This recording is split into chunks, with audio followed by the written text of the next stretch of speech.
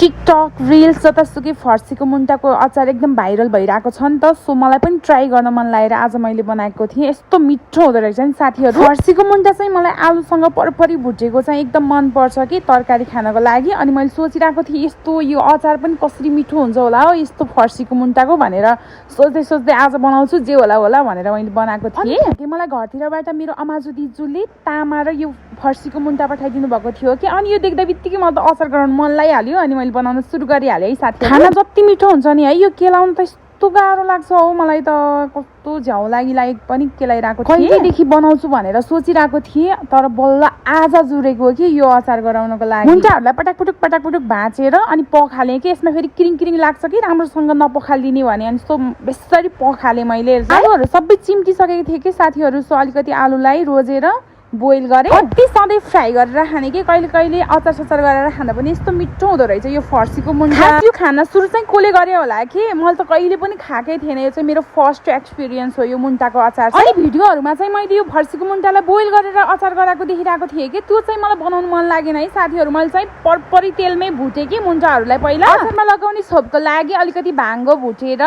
मिक्सरमा पिने। मलाई चाहिँ भाङ्गो अचारमा अलिकति बेसी नै लगाएको मनपर्छ कि साथीहरू। सो अलिकति धेरै नै भुटेको थिएँ। यो सोशल मिडियाहरूलाई पनि हामीले राम्रोसँग युज गर्न जान्ने हो भने साथीहरू यसले पनि हामीलाई धेरै कुराहरू सिकाउँदो रहेछ कि। कहिले पनि नखाएको कुराहरू यसरी खाने भनेर पनि सिकाएको छ है। आफूले नजानेका कुराहरू कति हुन्छ नि है सोशल मिडियाको थ्रुबाट पनि हामीले धेरै कुराहरू सिकिरहेको छौँ कि अहिले। सबै मरमसलाहरू पुऱ्याएर राखेपछि अचार यस्तो मिठो हुँदो रहेछ नि साथीहरू। यस्तो मिठो भएको थियो। अचारको लागि आवश्यक नुन अमिलो राखेर बेसरी मोल्नुपर्छ कि अचारलाई जतासुकै पुग्ने गरेर बेसरी मोल्ने। अचार भने पछाडि मलाई चाहिँ पिरो टाठो ट्वाक्काको मनपर्छ कि। सो अलिक पिरो नै गराएको थिएँ। अनि मैले याद पनि गरेनछु कि यो अचार गराउँदाखेरि हातमा ग्लोभ्स पनि लगाएको थिएन है।